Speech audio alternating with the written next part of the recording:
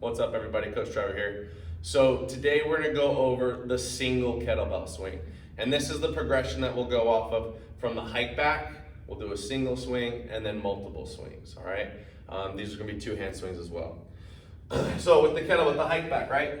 That's how we're gonna start this drill. They're gonna hike it back, they're gonna pop and explode their hips, they're gonna have a solid lockout, and then they're gonna let it swing back and they're gonna set it down.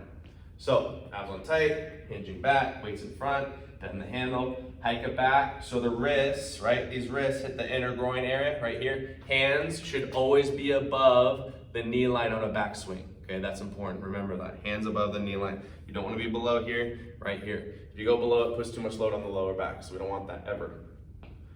So, bend the handle, take a breath, bracing, hike it back, hinge, set it down. Breathe in, abs on tight, hike it back, hinge, set it down.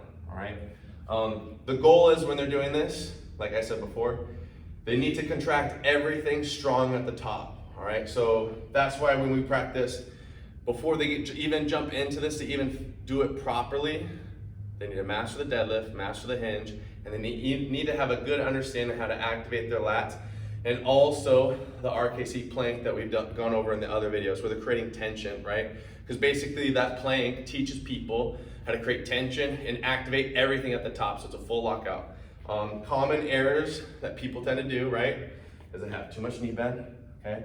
They'll start too high like this, their back will round. Another thing is, obviously, they're gonna overextend at the top, so make sure when they hinge, boom, they're gonna lock out and their hips hit a wall, okay? So they're engaging their quads, which is kind of a weird concept. They're gripping the floor, obviously, squeezing there, squeezing the glutes, drawing in, rib cage down, and also a forceful breathing, because you want to teach them this breathing rhythm early, so when they are effectively creating power, because the idea behind the kettlebell swing is being as explosive as possible. So if they can do that and focus on keeping that tension, it's going to translate really well into their swing.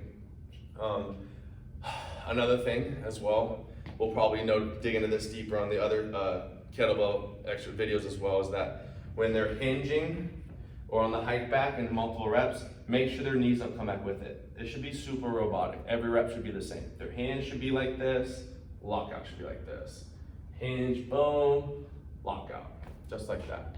All right, so single kettlebell swing, start people off with that. Make sure their positioning is good. When the reps are constantly the same, super robotic, form doesn't change, then build it up into multiple reps.